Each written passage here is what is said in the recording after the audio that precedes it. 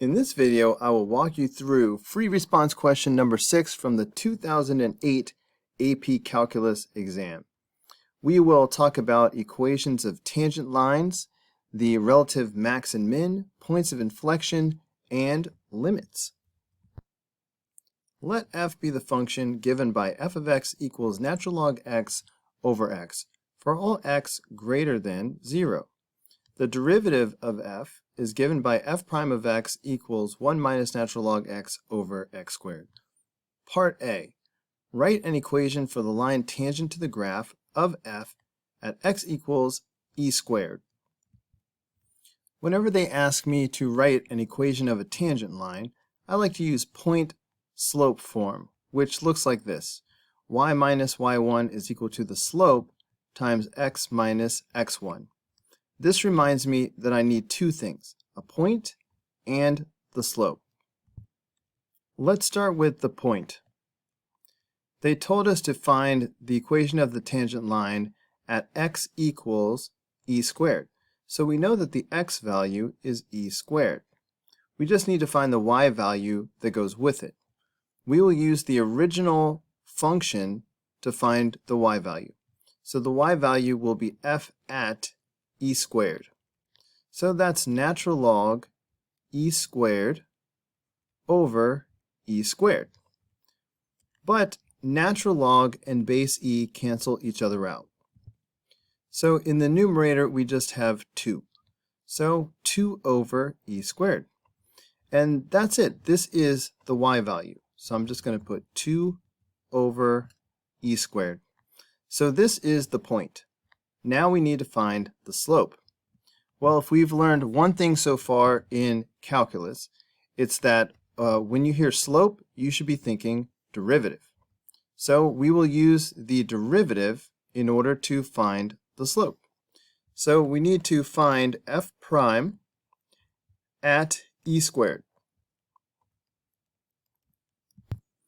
So here is f prime at e squared. But as I mentioned a moment ago, natural log and base e cancel each other out. So we will just have 2, or rather 1 minus 2. E squared squared is e to the 4th power. So we end up with negative 1 over e to the 4th power. This is the slope of the tangent line at e squared. So now we can write the equation of the tangent line in point-slope form. Y minus y, so y minus 2 over e squared, is equal to the slope, so negative 1 over e to the 4th power, times x minus x, so x minus e squared. So that's it for part A. Part B. Find the x-coordinate of the critical point of f. Determine whether this point is a relative minimum, a relative maximum, or neither for the function f. Justify your answer. Remember, a critical point of f of x is where f prime is equal to 0, or where f prime is undefined. They gave us f prime in the setup of this problem, so here it is. Also remember that the function is only defined for x greater than 0. Since we are given that x is greater than 0, there's no way that the denominator is going to equal 0. So we don't have to worry about f prime being undefined. So let's just focus on where f prime is equal to 0, and that'll be the critical point. We know a fraction will only equal 0 if the numerator is equal to 0. So f prime will equal 0 if 1 minus natural log x is equal to 0. Adding natural log x to both sides, we get 1 equals natural log x. And I'm sure you won't mind if I flip that around and write natural log x equals 1. Solving this for x, we can exponentiate both sides of the equation. In other words, we can put a base e on both sides, making these into exponents.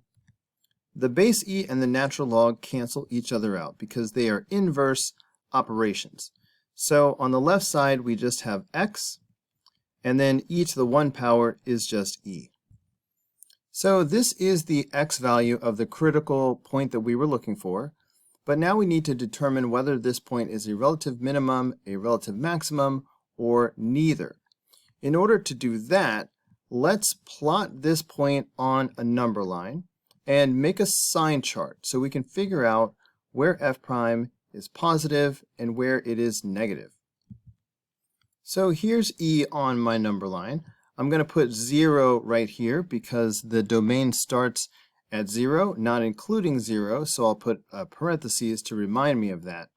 I'm going to need a row for each factor in this quotient, so I'm going to need one row for the numerator, 1 minus natural log x, and another row for the denominator of x squared.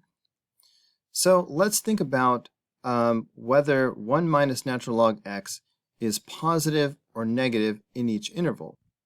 Remember that natural log of e is equal to 1, because natural log e is really log base e of e, and the power that turns e into e is 1. So natural log e is 1. So when x is e, then I have 1 minus natural log e. That's 1 minus 1, that's 0. So right here at e, we have a value of 0. If x is anything less than e, or I should say between 0 and e, then this value is going to be less than 1. So I'm going to get a positive value. So remember that e is approximately 2.72. So what if we pick an x value like 1? So the natural log of 1 is 0, and of course 1 minus 0 is positive 1. So we get a positive value when we are talking about an x value that's between 0 and e. When you have anything bigger than e, then this expression is going to be bigger than 1. And we will have 1 minus a number bigger than 1, so that's going to be negative.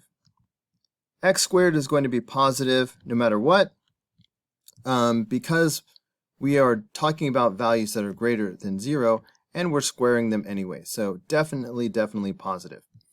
What about the overall sign of f prime? In this first interval, we have a positive divided by a positive, so that's a positive. In the second interval, it's a negative divided by a positive, so that is a negative. What we are doing here with the sign chart is called the first derivative test, and we can use it to figure out whether or not this critical number is at a relative minimum or a relative maximum.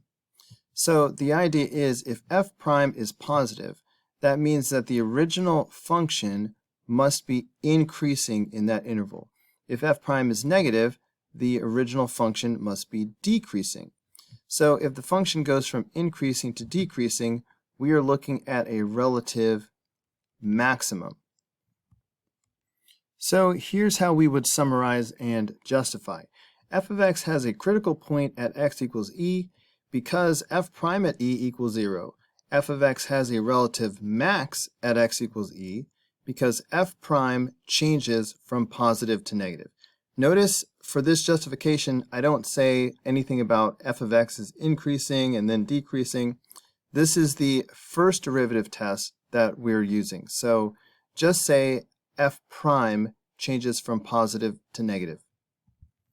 Part C. The graph of the function f has exactly one point of inflection. Find the x-coordinate of this point. Remember that a point of inflection occurs when f double prime is equal to 0. So here's the equation of the first derivative that we were given. To find the second derivative, we need to take the derivative of this derivative. And we're going to use the quotient rule. Do you know the quotient rule poem? It goes like this. Low d high, less high d low. Draw the line, and down below, the bottom squared will go. What did I just say? Well, let me walk you through it again. Low d high. When I say low, I'm just talking about the denominator, so x squared. When I say d high, I'm talking about the derivative of the numerator. So let's take that term by term. The derivative of 1 is 0, so forget about that. And then I'm going to bring down that negative sign. the derivative of natural log x is 1 over x. So this is the derivative of the numerator. So I have low d high. When I say less, I mean subtraction. So low d high less high d low. High is just the numerator, so 1 minus natural log x. And then d low, the derivative of the denominator, is 2x. Draw the line, and down below, the bottom squared will go. X squared squared is x to the 4th power. So this is the second derivative. I'm sure you won't mind if I take the 2x from the end and I put it in the front. That's because in a moment I'm going to do the distributive property, and I think most of us are more comfortable doing it in this direction. As I simplify my second derivative, I see x squared times 1 over x. The x in the denominator will cancel out one of these x's. The negative will still be there, so I'm just going to have negative x from this term. Like I said, I will now distribute the negative 2x. Negative 2x times 1 is negative 2x. And then negative 2x times negative natural log x is positive 2x natural log x, all over x to the 4th power. So we have like terms here. The negative x and the negative 2x will be negative 3x. So we have this. You might notice that we have a common factor of x in both terms, so I'm going to factor that out.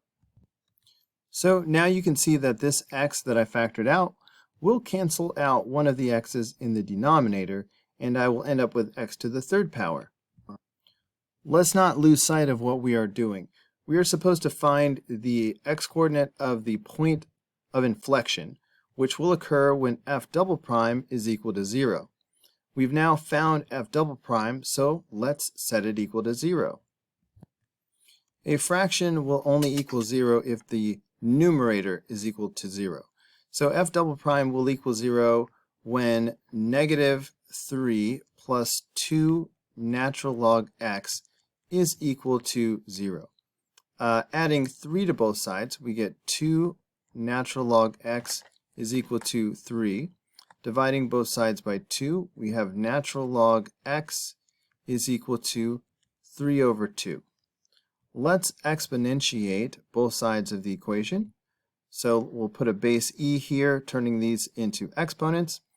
And base e and natural log e cancel each other out.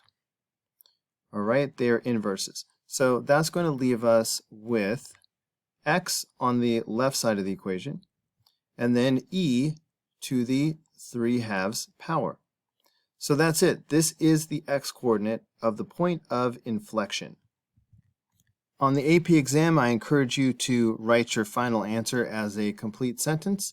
So I would say f of x has a point of inflection at x equals e to the 3/2 power. Part D. Find the limit as x approaches 0 of f of x. So they are asking us to find the limit as x approaches 0 from the right of natural log x over x. Quick side lesson, guys. You should have memorized what the parent function y equals natural log x looks like, and it looks like this. So based on this, I want you to basically memorize the limit as x approaches 0 from the right of natural log x, which comes up a lot. If you picture the graph, it is intuitive because as we get closer and closer to the y-axis, in other words, as x approaches 0 from the right, you can see that the function is falling, falling, falling. It is approaching negative infinity. Okay, so lock that into your head. The limit as x approaches 0 from the right of natural log x is negative infinity. So that's what's happening in the numerator of the limit that we are trying to evaluate. As x approaches 0 from the right, the natural log x is approaching negative infinity. Of course, the denominator, which is just x, is approaching 0. But what about the value of the overall fraction? Let's look at some examples to picture what's happening in the numerator. Imagine that we have negative 100, then negative 1,000, then negative 10,000. Meanwhile, the denominator is getting closer and closer to 0. When you take negative 100 and divide it by 0.01, that makes it even more negative. And same thing if you divide negative 1,000 by 0.001, that makes that even more negative, and so on. So this fraction is approaching negative infinity. So we can say that the overall limit as x approaches 0 from the right is negative infinity. Or I like to just say that the limit does not exist.